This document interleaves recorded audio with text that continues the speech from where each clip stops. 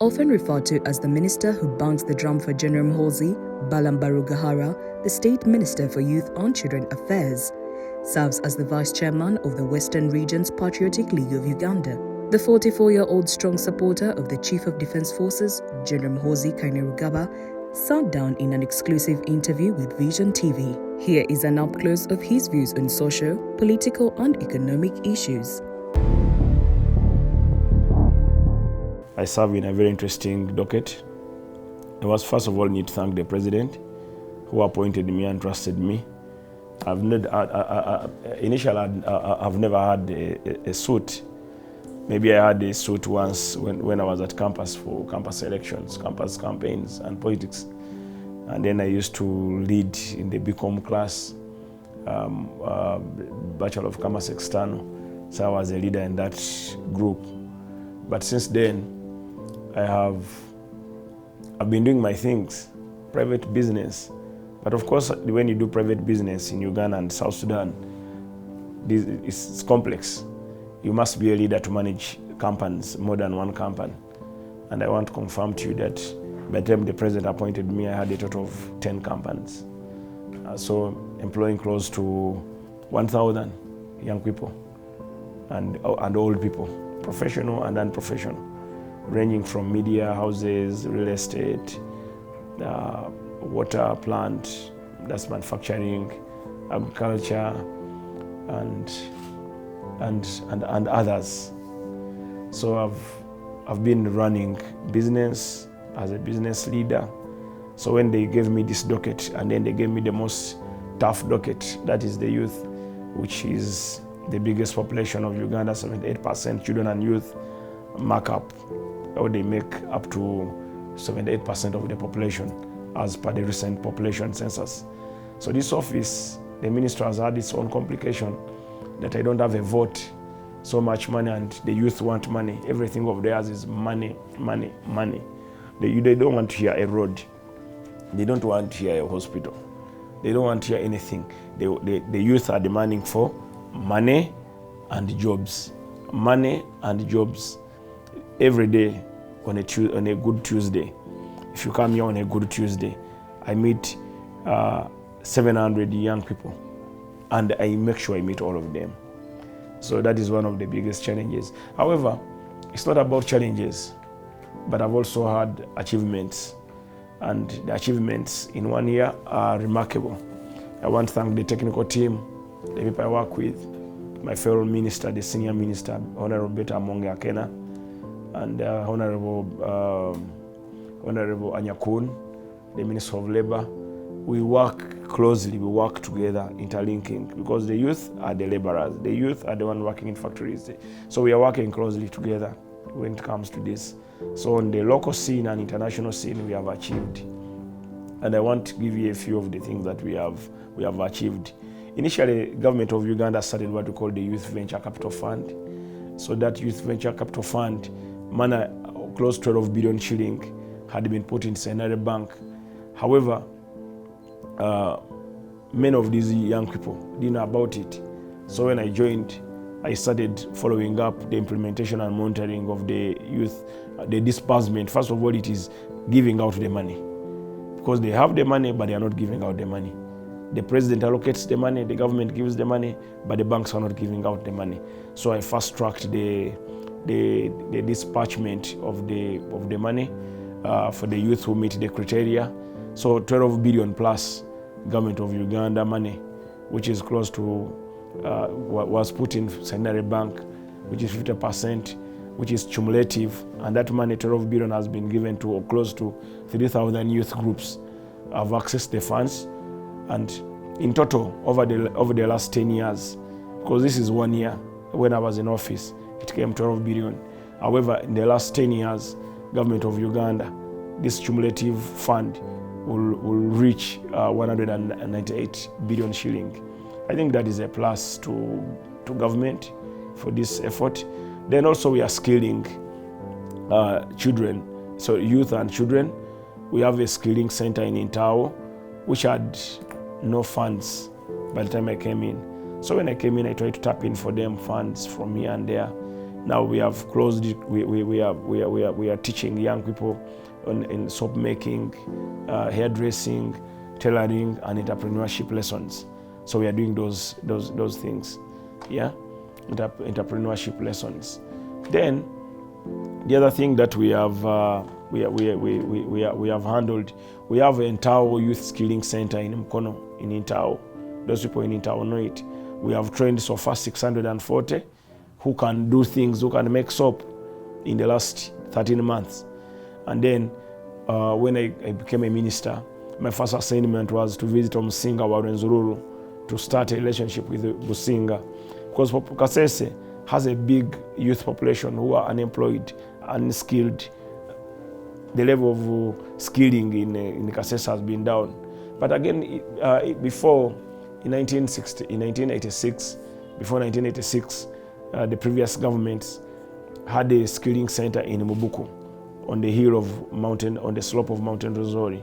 So that skilling center hasn't been working. So when I became a minister, that was the first thing I worked on. I went and ensured Mubuku Skilling Center is renovated, equipped, and it starts work. Mubuku has challenges. It has no car as of now. Their car was taken during the Revolutionary War in 1986. But I brought it to the attention of the president, and their generator was taken, and the road to Mubuku is bad.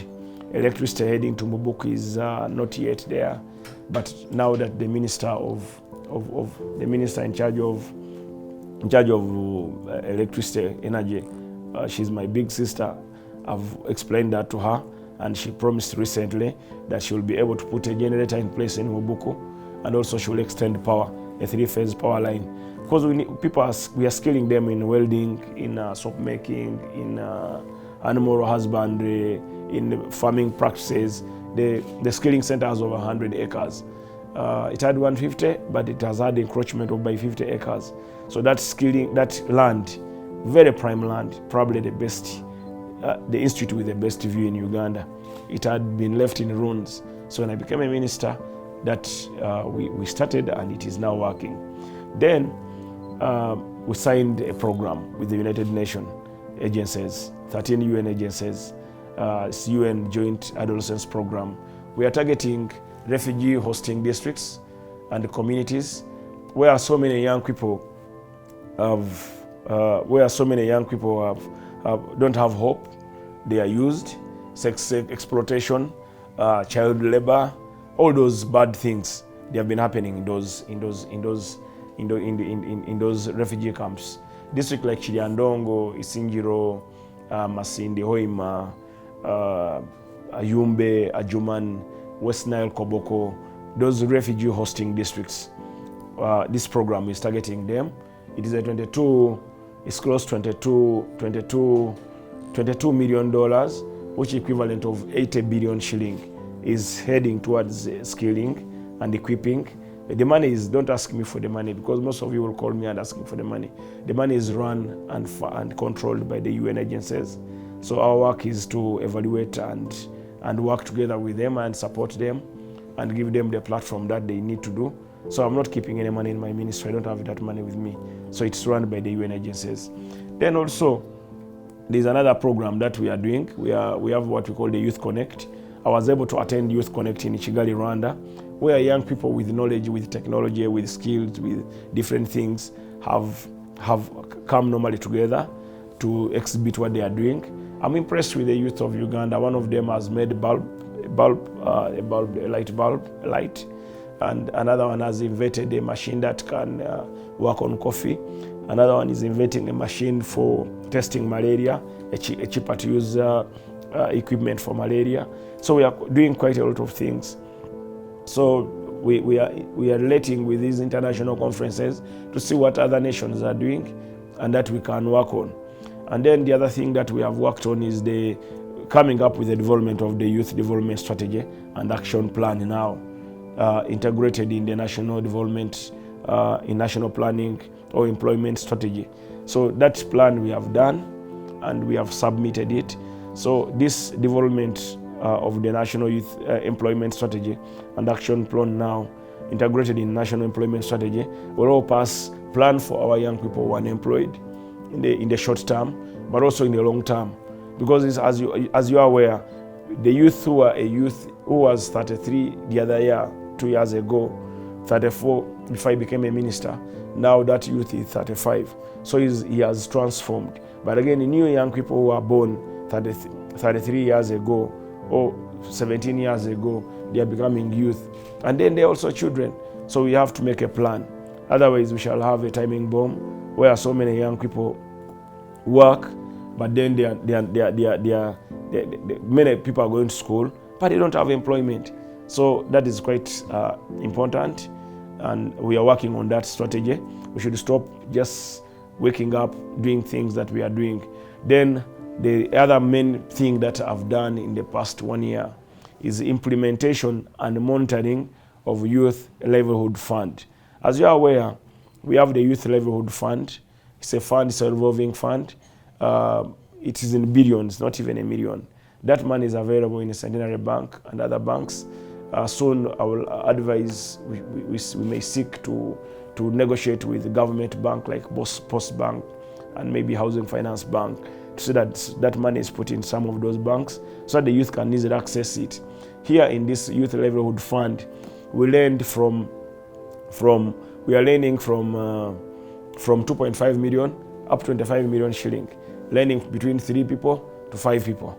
That money don't come to me that honorable lend me the money. No, I'm not the one lending the money.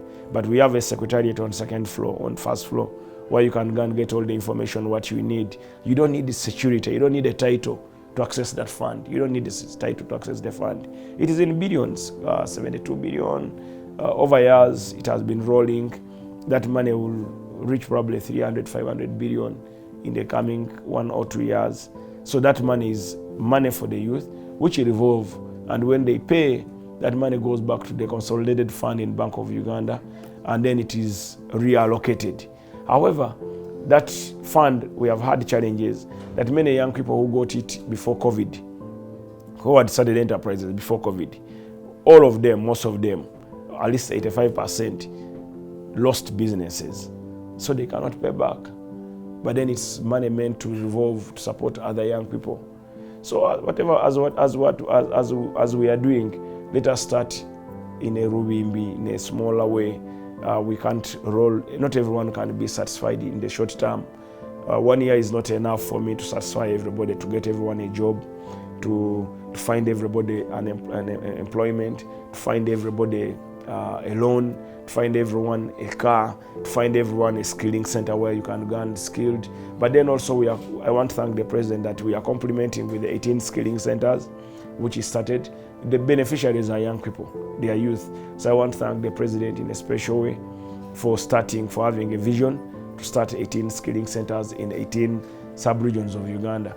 So Your Excellency, I'm forever grateful with your guidance and your visionary leadership that make you think ahead of most of us. The president thinks ahead than many of us, and our work is to follow. So once you don't follow what a visionary man does, then you're in trouble. So I need to thank the president for that.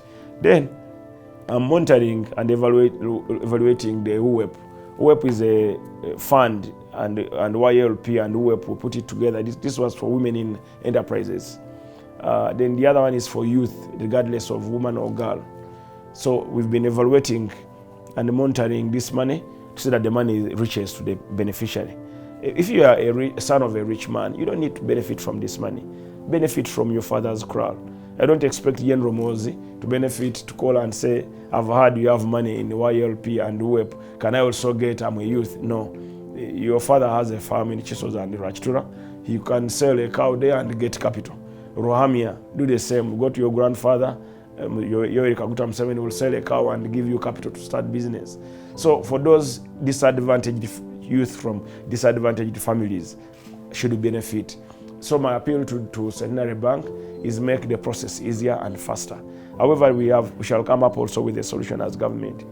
Then, right now, government of Uganda 2.5 years ago, started a program called Parish Development Model. In that program of Parish Development Model, almost 30% was gazetted and earmarked for the youth, of which 70% is for other people, but the youth whom I lead have 30%. However, regardless of that, for every parish. So every parish is given 100 million. So that means 30 million every year is for young people in a given parish. There are some parishes which have few people, and then there are those parishes which have so many other people, a lot of people. So the 30 million, over the last 2.5 years, they have received a total of 75 million shilling, every parish of Uganda, including Rwachitura, where the president is born, regardless of which parish it is, including my own parish of Chijura parish. They have also received 75 million. However, the challenge has been the money would be dispersed and earmarked for the youth, but then the youth don't go to apply for it.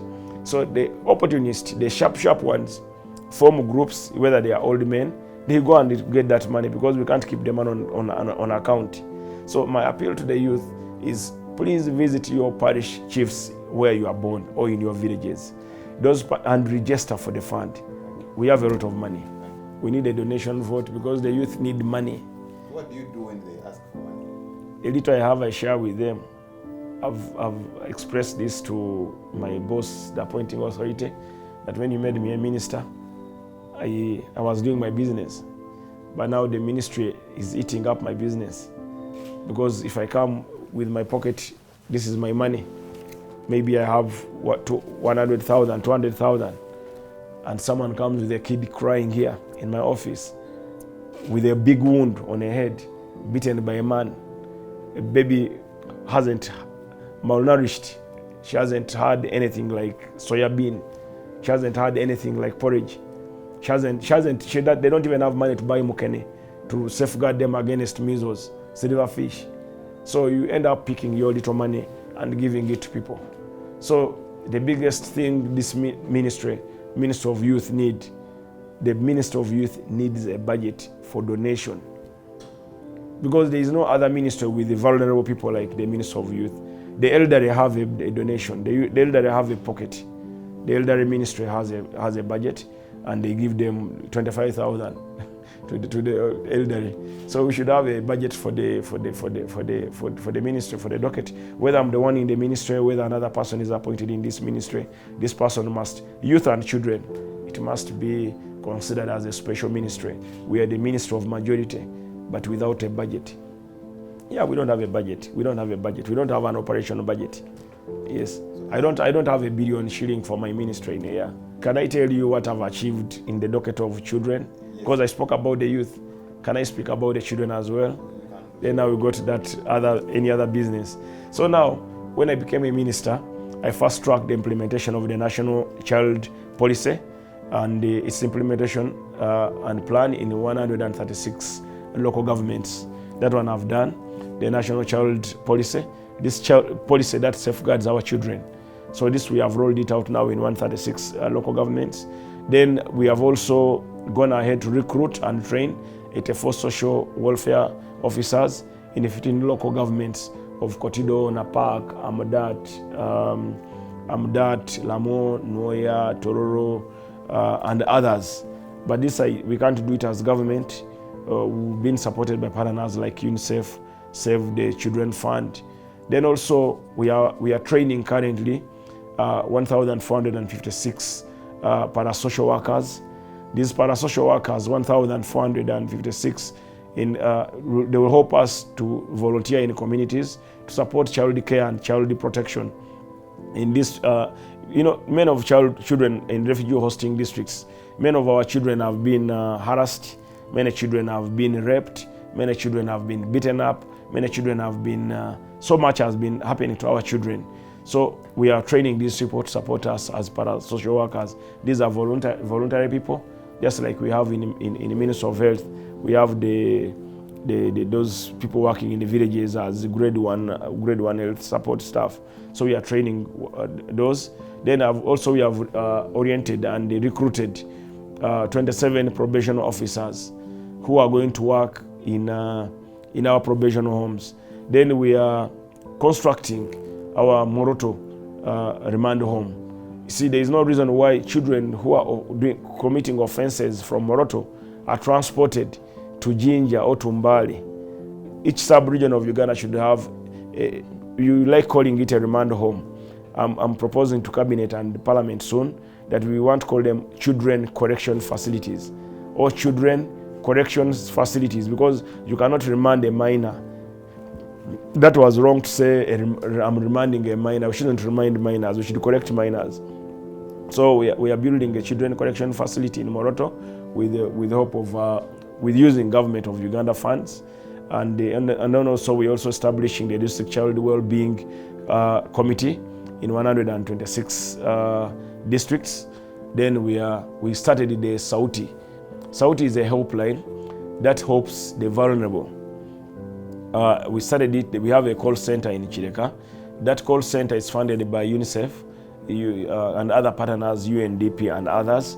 So we started it with support of Uganda Police. It's in Chireka, where women and even men who are beaten, and women who are beaten, and children who are being harassed, denied their rights, constitutional rights, report. Many men have been reporting how a woman has been, my wife beat me the other day, my wife slapped me. So many men are complaining. Before it used to be women, but now the numbers are raising for men who are being beaten every day. A man cry. The other day I was listening to a video. A man crying, Minister Nyamba said, what is this? So that is the nature, that is the level of stress people are going through. So that Sauti helpline is hoping to report people who are violating children's rights, women's rights, men's rights. The vulnerable. Vulnerable used to be children. Vulnerable used to be the lame. Vulnerable used to be the elderly. Vulnerable used to be the children and women. But now even men are vulnerable. So men don't be beaten home. Like the other day you saw a professor of one of the universities crying that my wife has been beating me. He beat my head, you can see. So he didn't have a call line. Now we have started that line. And that line is going to help people like Professor Katerega and others who are getting domestic violence, being beaten, to see that we help them and we reach out to them. We work in partnership with Uganda Police. Then we are also doing what we call the participation in the development of the IGAD child policy, and it's monitoring and evaluation. So that is one of the things that I've done. Then we are doing the participation of global and regional conferences on child marriage and teenager pregnancy. This conference is happening now in Accra. We had one in Colombia recently. That one we did. So we are doing it. These conferences are helping us benchmark from the best. People who have had violent societies now, like Haiti. Haiti will come to Uganda to learn. If their country ever stabilizes, they will come back to Uganda and learn how we can work on it. Then with support, we are supporting KCCA to remove anticipated 1,500 children. So recently, through Cabinet and His Excellency the President and the Vice President, we visited the Masulita Children Home. Masulita Children Home is a transition center. So it has been struggling. They have land, but they don't have a tractor to dig. They have land, but they don't have what to use. They have land. A lot of things are happening in Masulita. So recently, I was happy that the President and the Cabinet approved 2.6 billion shilling 2 weeks ago to support Masulita Children Home to start enterprises. Dairy farms, agriculture. They have 2 square miles in Nakasongola. So now they can do agriculture, they can fence off the land, they can rear, and then the milk is fed to these street children who are being trained. The children are being taken back to school. They started a graining mill. They built a graining mill, but under USO, and with the leadership of Mama, they didn't have what to grain. So we have given them capital to buy corn and grain, use the maize bran in their farms, use the maize bran to feed the poultry, and then feed the portion to the children, part of it, and the other one sell to the community. So that is an enterprise, because we don't want to survive on donors at all times. We are trying to make our organization self-reliance. For information also, I'm monitoring and evaluating 190 children homes. These homes are across the country. So those are some of the things that we have done.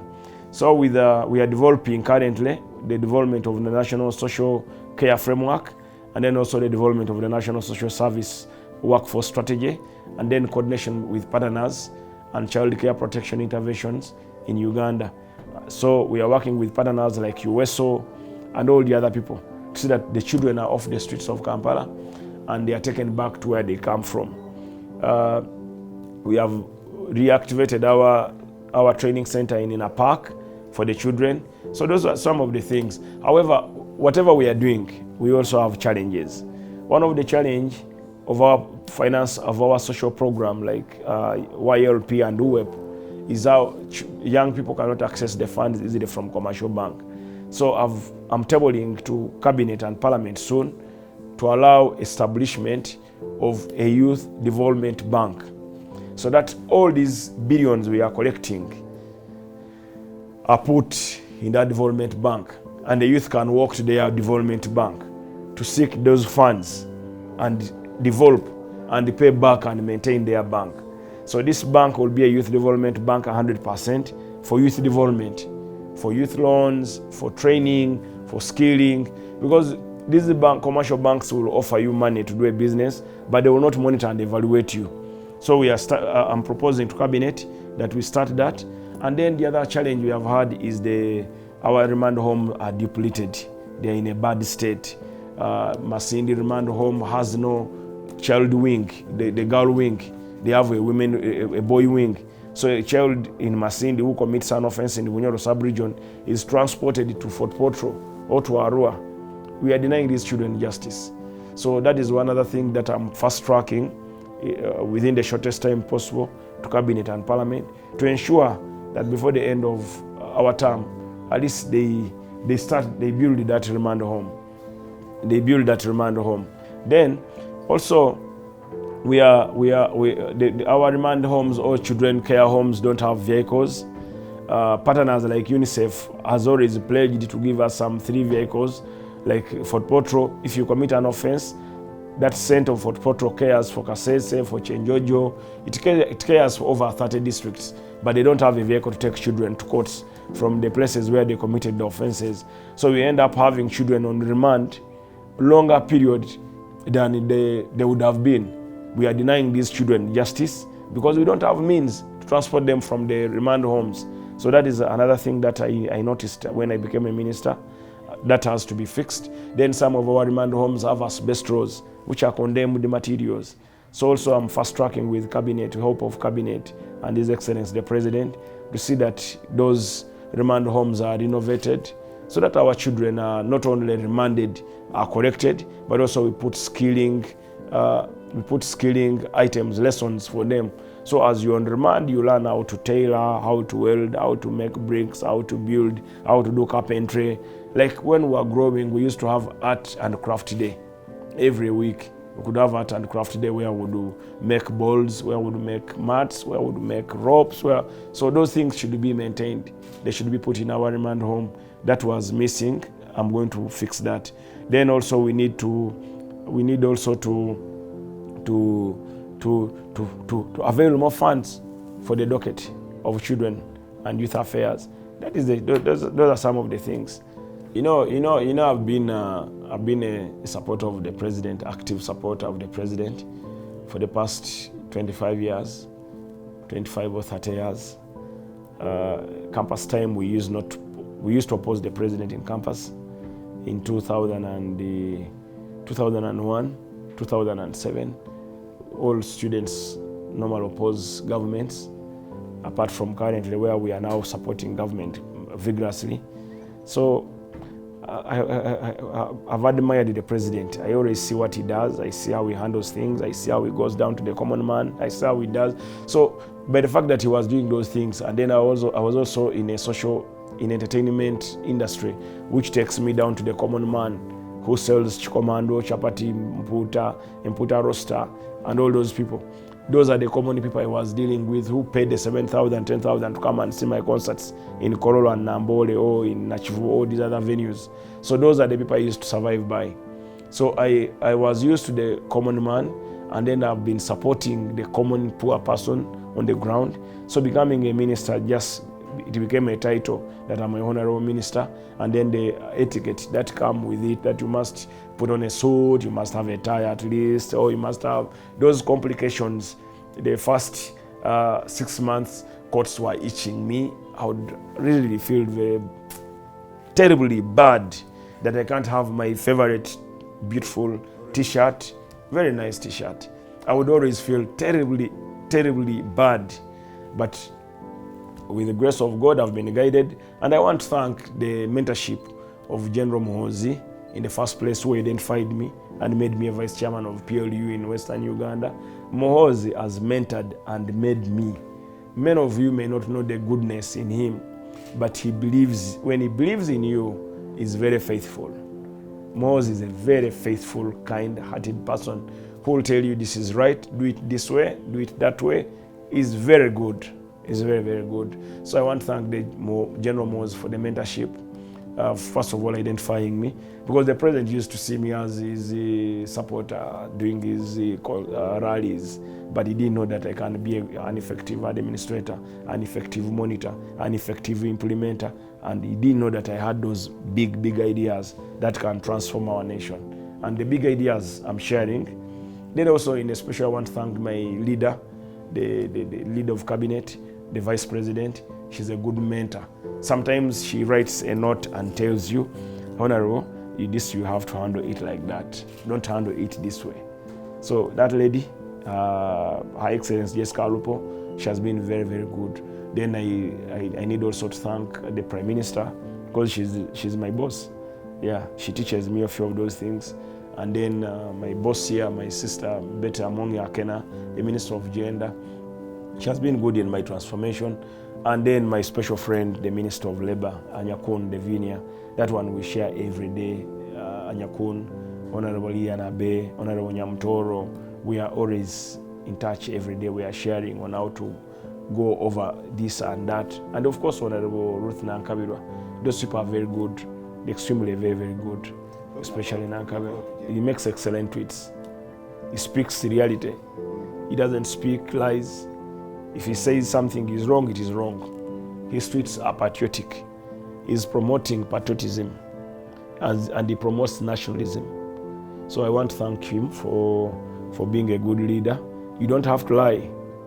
For instance, if you claim they have taken my person, and I tell you, don't say they have taken your person. Your person, we took him and he's here with me. Yes, he's learning the basics of patriotism. Patriotism, you must love your country. What makes a country? Languages. Then anthem, languages, the constitution. Patriotism is core. So you need to learn those patriotic spirits. I don't think he has ever written the name Bobby Wine on his tweet. Show me any of the tweet where he wrote the name Bobby Wine. Is there a difference? So there is no difference between Kabobi and the Silver and the Honorable Robert Chagulanyi Sentamu? So you mean Kabobi is the constitutional name of Bobby Wine? Let's get serious. Why does he use that name, Kabobi? You see, when someone says Kabobi, he knows the Kabobi, and you know the Kabobi, but it doesn't necessarily mean it is Bobby Wine Kabobi. Yes, Kabobi doesn't necessarily mean it is Bobby Wine, because who tells you that Kabobi is Bobby Wine? Who tells you that Bobby Wine doesn't have his name? And Bobby Wine is different from Robert Chagulanyi Sentamu. There is Honorable Robert Chagulanyi Sentamu, who is the leader of National Unity Platform, and then also who is a former member of Parliament of Chadnondo. But then there is Bobby Wine, His Excellency Bobby Wine, who is a musician whom I promoted and whose music I used to like. But that kind of music, I used to like that music. So there is a difference. We are talking now about 3 people. So I don't know whom you are talking about. There is His Excellency Bobby Wine, the musician. And then there is Honorable Robert Chagulanyi Sentamu, who is the leader of NUP. And then we have also what we call Kabobi, who's unknown, who's known by the writer. So he's not Bobby Wine, he's not the Chagulanyi? No, I cannot confirm he's not, or he is. What I know is there is a person called the Kabobi who knows himself that he's Kabobi. And the reason why he's called Kabobi, because he acts like a Kabobi, not like a Gubobi. If you call me a Balaam, It means I'm doing things of a Balaam, of babies, of kids. I'm not doing things of seriousness. Hackers, they have hacked into my phone several times. People come and hack into my phone several times. By the time I realize to recover it back, people have done stupid things on it. Even some responses on my phone, on his tweets, some of them are hackers. Hackers. We have hackers in Uganda, and hackers are bad, by the way. So hackers are very bad. It doesn't delete. Hackers. If a hacker puts something not right, you have a right to delete it. Either a hacker will delete if I see something that, what is this? Did I write it? No, this is not me. Muhoozi is religious, is faithful, is righteous, is truthful, is kind, is patriotic, is loving. We love each other. We'll always find time for Muhoozi. I will always find time for Museveni. How do you know that he has tweeted? No, I don't have to know that he has tweeted. What I do, no, I handle my account. Apart from times when hackers enter my account. Whatever we do on these accounts, it's my account. I will post for you now anything. What do you want me to post for you? What do you want me to post for you? I can post for you now. Let me say God bless the man people love most in Uganda. Let me post it for you. This is my account. And it's my account. But when you see something not right, then you know they are hackers. I have a responsibility to stand by MK. And that responsibility, no one will break it. And when the president appointed me, he said that is Muhoozi's minister. So I'm Muhoozi's minister. I'm a minister of Uganda. I'm a minister for the president. And our boss is the commander-in-chief, who is the president. No, you can't stop people from thinking how they think. It is within their right to think how they think. I can't be a sycophant, but I'm a royalist. Yes, I'm a royalist. I'm faithful. I'm truthful. And I am reliable. I will stand by him in the night, in the mud, in the heat, in the sun, in the desert, in floods. I will stand by him and he stands by me. I cannot abandon him.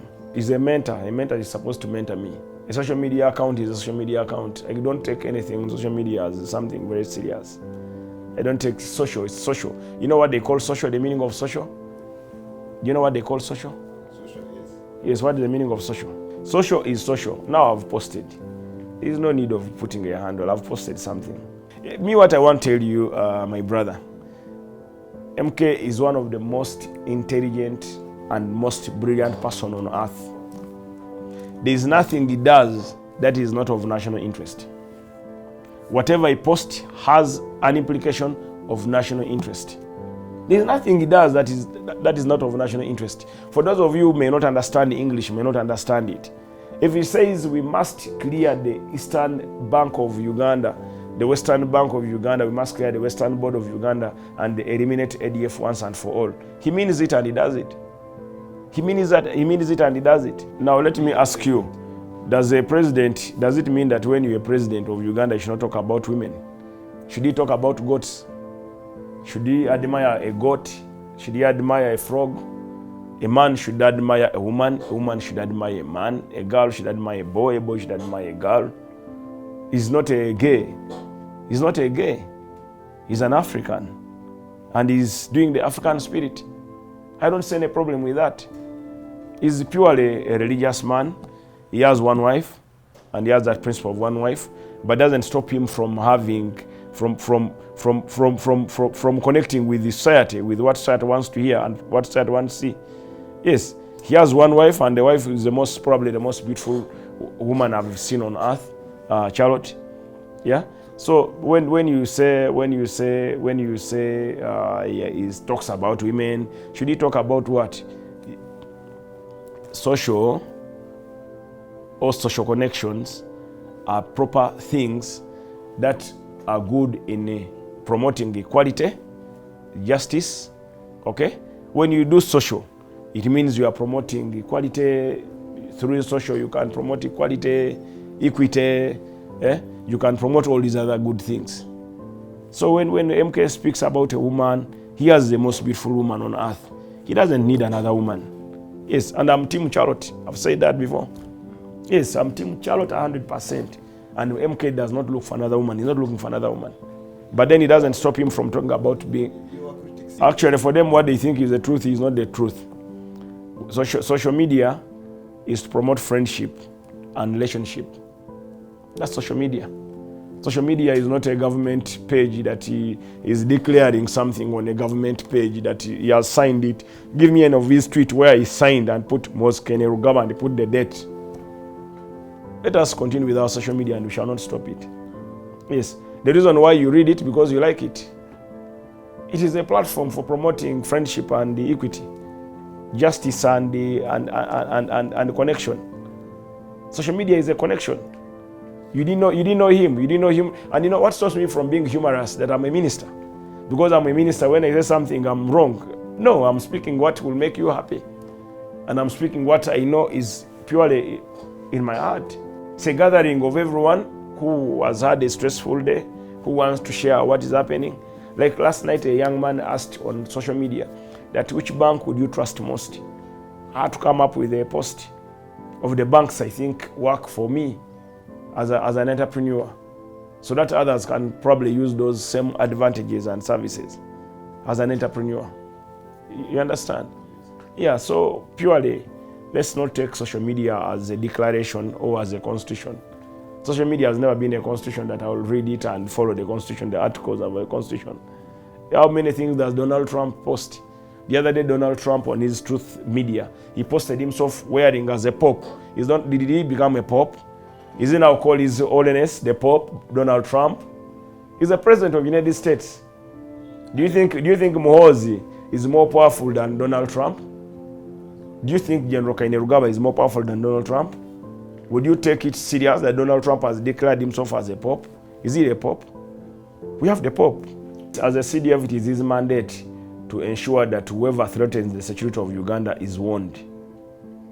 If National Unity Platform puts on uniforms which look like Saracen uniform, which is a gazetted security company, then it means NUP is also establishing a security company, either a private security company or an armed group. So if the CDF does not warn them, and these are young people, then he would have done bad. He's a generational leader. Being a generation leader, you must guide the people you are leading. You must guide the generation you are leading. So the CDF, should he warn FDC, have they done a similar thing? Should he warn UPC? Have you ever seen a gathering with UPC where the president of UPC, Honorable Jima Akena, marches past and he inspects a parade and they play for him a national anthem and he moves with his wife and they salute him? Have you seen Jima Akena do that? So should the CDF just sit and relax like everything is normal as usual? And then they start burning the city, they start destroying the streets, they start destroying the bridges, they start destroying everything that has taken the President Yoweri Museveni 39 years to build, and our parents that they fought for. This country, people sacrifice their blood to put it on a prosperous path. We should not stand and watch as the country is heading towards a destruction. They are not targeting the NUP supporters, they are targeting a group of people who are acting as army men. A lady like Sauda Madada, who puts on a general's rank and puts on a robe of a IGP of police. When did Sauda Madada do training to become IGP of police? Should Muhoozi not speak about that? A chief of defense forces means is the chief of all defense forces in Uganda, not limited to the army. 2, is a senior presidential advisor on special operation and assignment. He must, in his mandate, as a special presidential advisor on operation and the strategy, he must guide the young people that don't cross this line. If he doesn't do that, then he will be a bad man. No, it's not about why weaken NUP which is already weak. Why should you weaken something which is already weak? Honestly, can you tell me that you are weakening Nakauka Road, which is already bumpy and dusty and NUP is not the recent one. I've told you, winning after throwing a ton of stones on people, winning after campaigning at a polling station, winning after intimidating people who support the opposing party or NRM. Do you call that a win? That wasn't a win, it was the broad-day robbery. They robbed the election. But it is okay. Would you say they won in an area where we have 25 registered members? 25,000 registered members. NUP won with 17,000. NRM got 8,500. When you get 17,000 and 8,500, that comes 25,000. Implying our supporters alone, if they had all come to vote, if they were not intimidated, if they were not told their stone throwings at Mbogo polling stations, stones are flying over soldiers and members. Government had to call in the members in the night. Following the threats, they had to send the members to scare away. Even did you know that ADF wanted to attack, to make targets attacks in Kawempe? They are not allegations. By the time you see the army, it is coming to protect the people. No, I wasn't surprised because I was supposed to be I deserve even to be a chief minister one day, because I'm capable of becoming a minister. I've told you I'm a shrewd, brilliant, intelligent, hardworking business entrepreneur.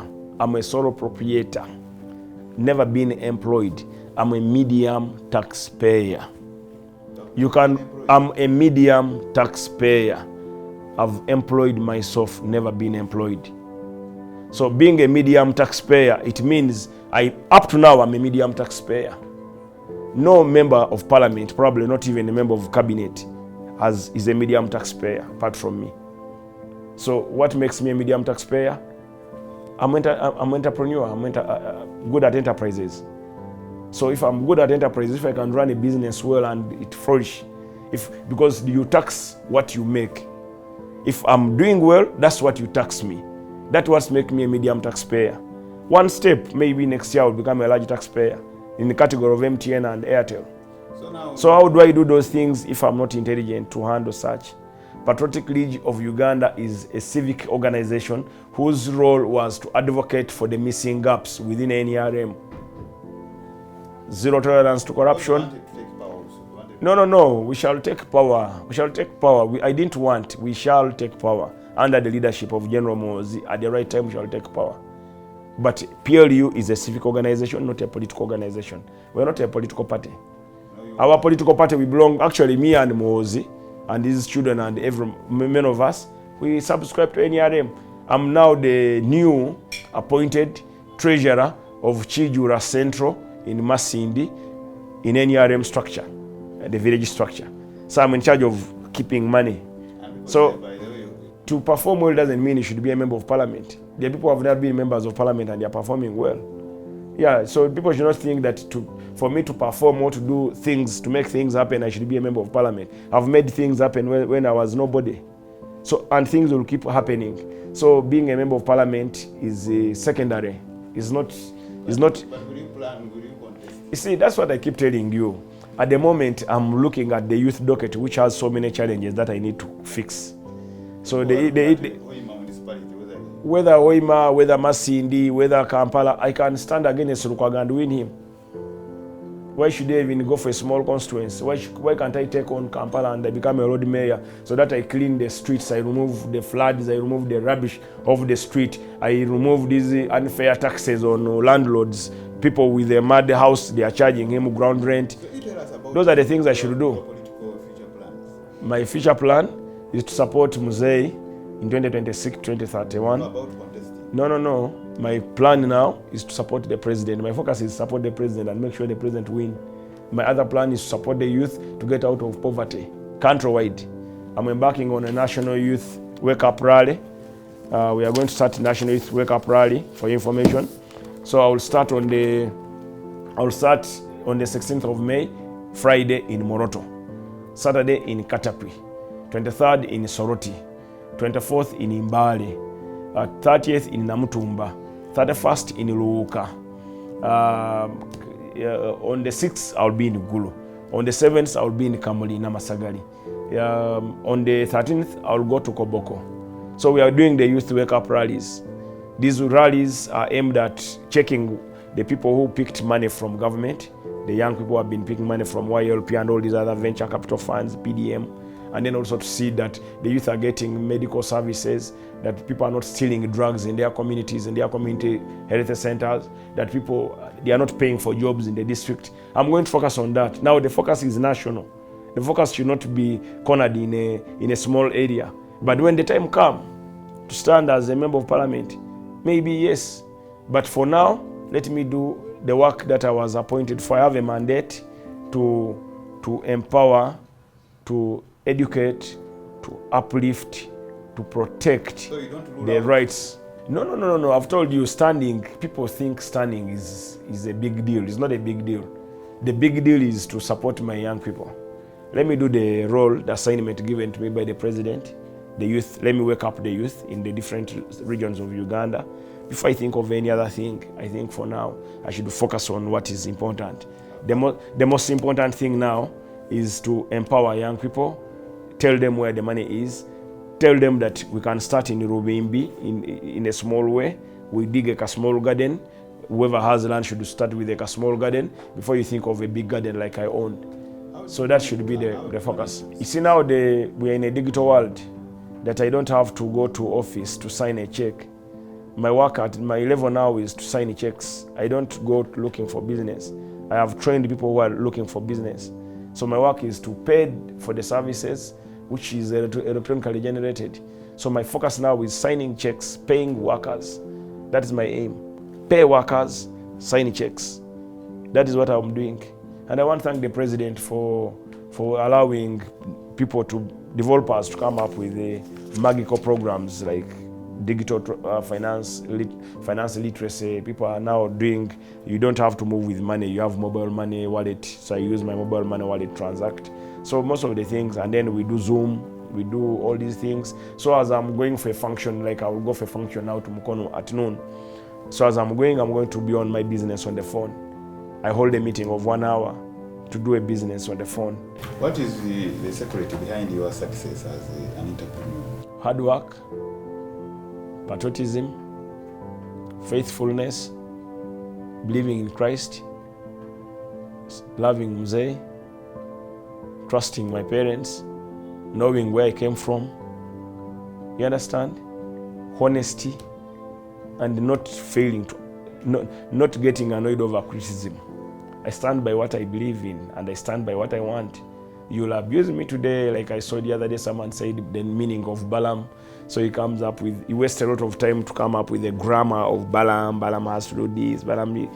That time you have wasted. I wish you created a graph or a cartoon and sold it and made money. Yeah, so me, I focus on things that bring money. Yes. The first time I learned I had $1 billion changed my life. But then when I knew I had $1 billion in 2007. In 2007, I had $1 billion. I became a billionaire in 2007. I had my first 23 housing units in 2005. I'd just finished. I was studying 1 year of campus, another year to work in Juba, another year campus, another year to work here in Eastern Congo, another year. So that is the first time I think life-changing moment is the day I was told by Dr. Sudiru Pereira in Crane Bank in 2007 that, sir, congratulations, you are now on the billionaires list. I was so happy.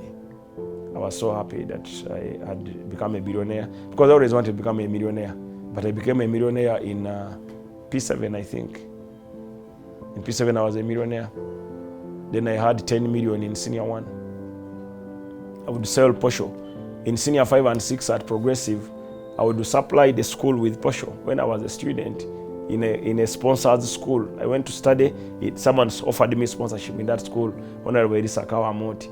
But then I was the person supplying him posho and beans and salt and cooking oil. So, I mean, I like it. So, I mean, what I like is to make money. To make money, but truthfully make money, not steal. Don't bring me a government deal that I'm going to participate with it, because when they touch me in a government deal that I'm stealing government money, then even they'll take what I made, the truthful money. You see, in 2001, I joined campus, 2000. I joined university. But if I joined university, in my senior 6 and senior 5, I told you I was selling posho to schools surrounding Boyogere, the neighboring schools. But where did the money come? I saved in a small post bank account Post Bank in Kamuli when I was studying in Amasagala, and then transformed to Bosco and then to Progressive. So I removed that money, brought it to Barclays, and then I started now selling posho in senior. But during the time at school, I would sell banana. Primary school. Yeah, primary school, I would sell banana. I would sell those things at break time at 10. Yes. So I would sell banana, then I would distill warrage. My mother distilled warrage to educate us. My mother migrated from Masindi to Namasagali because of the closeness of the river, and then people who were drunkards were many at that time, so they moved there to sell alcohol. So we would distill warrage. So I also became a warrage distiller. I know how to distill warrage. Do you know how to make a mandula and the kwete? I can do all those things. You don't know, but me I can. I was born in a peasant family. My father had a mud house, but the advantage with the mud house, he was an engineer who worked with ETATS Uganda. So the only advantage he had, we are Bararo, we are Banyoro, who are cattle keepers. And Masindi, where I was born in Chijura, is a small town where we didn't have land. So my grandmother migrated using Masindi Port ferry or Leire to reach Namasagali, where they acquired land and then they started farming. So cattle keepers rarely build permanent houses. So my father built a mud house, plastered it with cement, sand and the cement, a bag of cement maybe. Then he made it look like it's a house. On Christmas, we'd buy balloons and all these things to decorate it like someone's home. So I wasn't born to a balcony home. I wasn't born in Aguro Kololo. I wasn't born to one of the richest people in Uganda. I was born to a peasant who passed away at 45. By the time of his passing, he didn't have a plot in Kampala. 1991. I was a young child. I was in P3. So how old are you now? Now I'm making 45 soon.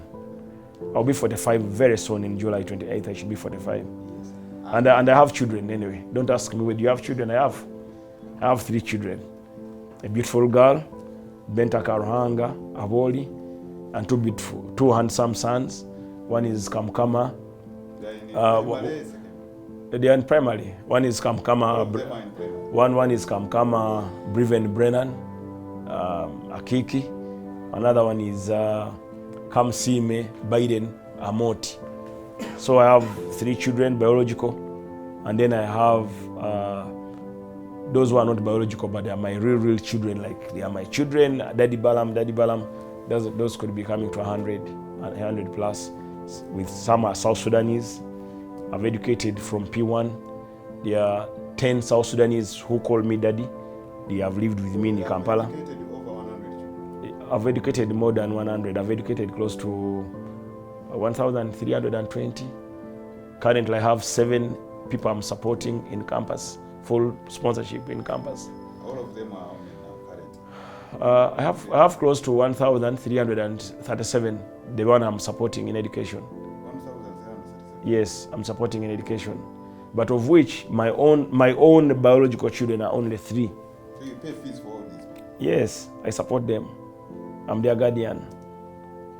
Others have qualified, those who qualified in Chambogo. When you go to Chambogo, you will ask them, I'm one of the big parents at Chambogo, I'm one of the big parents at UCU, I'm one of the big, if they check that guardian, who's your guardian, Balaam Barugara, I'm a guardian in those universities. And then those I've supported in Makerere Institute of Business, in St. Augustine University, in all these other colleges, they are quite many as well. But those ones whom I'm supporting now, my biological children that I call mine are 3. If there is a 4th one, I don't have his DNA or her DNA. Yeah, I don't have. Those ones are mine and they look like me anyway. Yeah, and they have their mom. They have their mothers. They have their mothers. Don't ask me, are you married? No, I will not answer that. Recently that you were going to get married. I will invite New Vision. You'll be the official photographers. We believe in God. God created man and woman. And the reason why God created man and woman was, and he told Adam and Eve, yes, don't eat that fruit. Adam ate the fruit. Then the fruit had a fruit which degenerated. So I believe 3 children are good enough. But if you want me to call you want to eat food that msaje yawasiza jangu tulye mmere That one we can also plan it and organize it for you, for those of you who want it. But for now, I think I should focus on making money. But I have someone I love. Yes, I have someone. There's a person called Amoti. I think I love Amoti. It's now between her and God.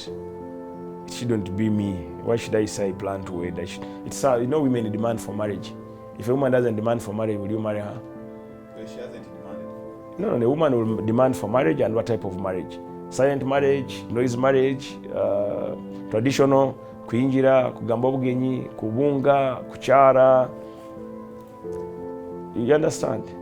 Yeah, maybe some other people even would opt, like, let's go to the States, do our wedding in a notary public, and then come back and shut you down. And what is the one of the mother of the kids who is? I don't have to. What you need to know is there is a special person in the world called Amoti. About the mother of the children, if you are the one I'm marrying, you are the mother of all the children. You are the mother of the 337 children. So the reports that you are planning to get married were not true? I can't say the reports were not true or not true. The people who originated them have their own interests, so I cannot bash them. But the most important thing is, do you have someone you love? Yes, I have someone I love. I have someone I love. And maybe she loves me, maybe she doesn't love me, I don't know. But there's someone I love. Yes, I don't know whether she loves me, I don't know whether she doesn't love me, but there's someone I love. Do you do a marriage if someone doesn't want a marriage, or if I don't need a marriage, or if I don't need to do those official things? I don't think the most important thing is being faithful in my relationship. And then the most important thing is knowing what I want. My best friend should be a common poor person. And my best friend that I want to call my friend, who can stand by me, who can clean me, who can support me, is money. So let's focus on making money, young people. So Let's make money. Life. A regret in life is when I lost my son. When I lost my son in wasn't it 13?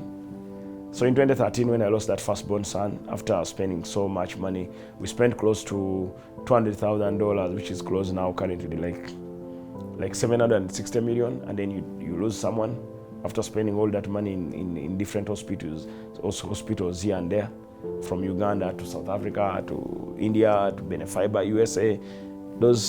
That was a loss, because that child now would be a father of a 15-year-old, yeah, maybe 17-year-old or something like that.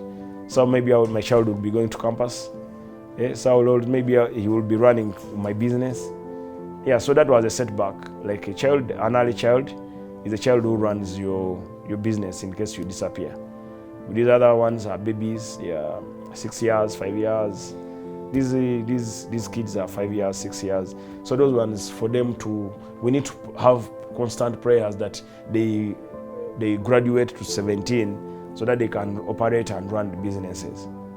Any parent's wish is to have a child who can inherit the businesses. Not inherit my wealth, but who can learn, whom you can teach and learn. That's why Dr. Sudhir Pereira felt so sad and heartbroken when he lost his son, whom he has educated. He has educated, taught the basics of business, basics of humanity, basics of politeness, basics of being a human. So that is the only setback I think I have. 1,337, but of which I have only 3. I'm spending a lot of money. Others are supported in their local schools in Kamuli, Masindi, Chiliandongo, Masaka, Rakai. So in a term I spend close to 42 million.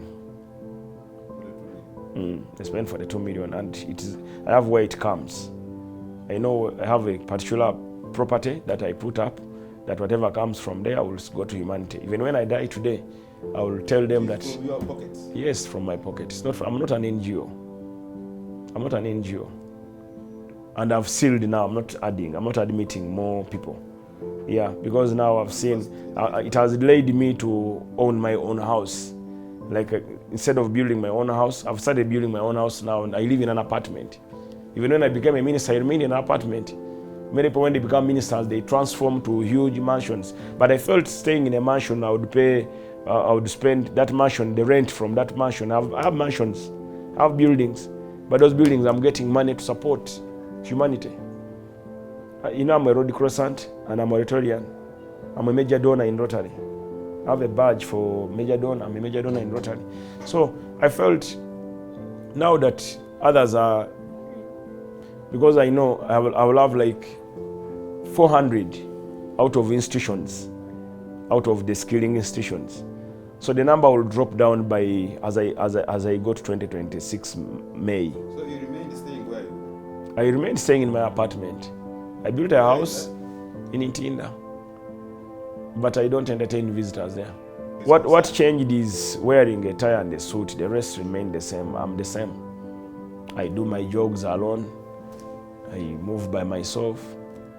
Yeah. Still organize concerts? I organize my concerts. Only that I didn't organize this Easter where I was working in the UN, so I couldn't organize concerts. I had a conference in the UN for the youth, so that is the only time I've missed organizing a concert on Easter. But we are going to do Mbutukis and other concerts we should do. Ratamavali in July in Masindi is coming up, and other things are coming up. I've never paid to be honored, and I don't mind if I'm not honored. For your information, I'm enrolling for a PhD studies. I should join maybe in July. I should start studies. It will take me 48 months. Where? Here in Uganda? We have the best. We have one of the best universities. We have 2 admissions. I have one for Uganda, and I have another one for Columbia University. You are going for PhD? In North Carolina. PhD in what? In research, organizational research and entrepreneurship. So I'm going to do that PhD. So the honorary, they can take it if they want it. Like I saw National Council of Higher Education wants it. The lady Kwesiga, Madam Kwesiga needs it. She can add it on what she has as well. Honorary is not that very much important. It's honoring me. I didn't ask to be honored. The only payment I made was for a gown. Yeah, I think I paid 150,000 for a gown or 200,000 for a gown. So it's not true that those... I never paid anybody. I never paid anybody. I was approached by Pastor or Bishop Semambo. He approached me and told me, we have seen what you've been doing. Like now, before even you asked me this question, I told you I've supported 1,337 people and students in different tertiary institutions, from primary to university to tertiary institutions. In the technical colleges, I will be graduating in the next 2 or 3 months, 400. So when I break off 400, I will have 900. So the 900, if you have graduated in campus, so I have now so far maybe 113 degrees. If I'm to check my book, I don't have it here. But Makerere University has offered degrees to Dr. Sudil, to Dr. Vitature, to Dr. Karim Hirij, to Dr. Wavamuno, to so many others. People like calling me that doctor, but I don't like them calling me that doctor. I prefer calling me Savavulu. I prefer people calling me Balaam by name. Yes. Because you see, I've told you, what does it come with? What does doctor come with? Does being a doctor come with anything? It doesn't bring food on the table. What brings me money on account is a business. Me, I'm willing to call anybody boss, master, king, everything, if I get food on the table. So calling me a doctor when I'm not earning is a waste of time. That's a waste. So for your information, being a doctor is honorary. Chikini Kalisa is a doctor, is honorary. Nankabila, she's a doctor, she's honorary. So if she's a doctor and they are calling you a doctor, it is okay. I don't tell people call me doctor. When I am communicating, I communicate as Barugara Balaam Ateny. Yes. You are a steward. Support Muhoozi, each one of you watching and reading this paper in 2026. Support the president. He is visionary, he is intelligent, He's extremely smart. He's extremely strong man. He's extremely kind. He's a nice, fine man. And when he retires, don't look elsewhere. We have a standby generator. General Muhoozi Rugaba Amoti. When he retires, I don't know when he's going to retire, but he'll retire when he should retire. You can't force change, but change can't change you. So the president, you don't have to push him to retire, but the day no, we have never told him. We have never told him retire. We have never told him. It was a wish. You may wish.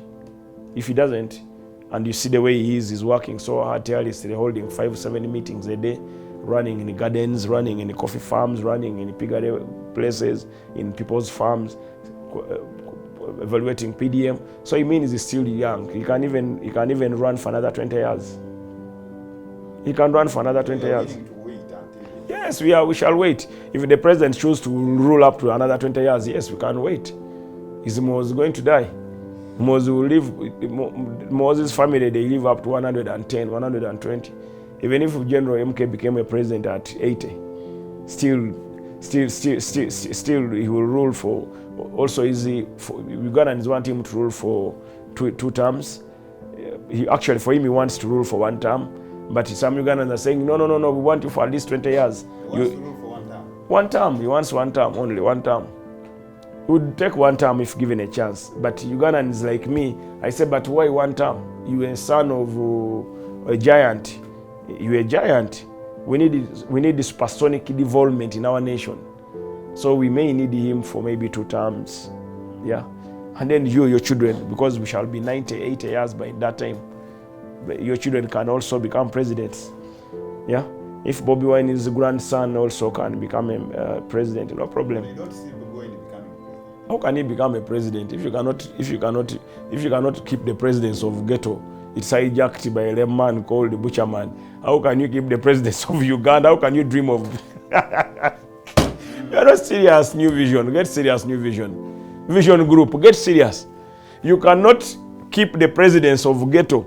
A man with a stick called Butcher Man, he grabs it from you and he takes it. You think you can become a president of Uganda? Got 35% the last election. No, it's okay. 35% after stealing, they stole Muhoozi's. Bobi Wine and team stole Muhoozi's 2 million votes.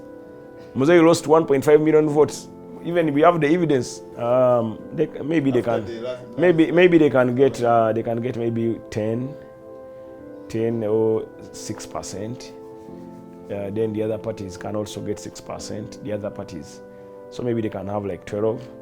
So I'm looking at the president winning with 88%. It will be the best election for the president after this PDM program. People are becoming rich. Everywhere I'm going, people are making money. Piggery, different small enterprises. PDM in every parish. At least every parish has 70 supporters.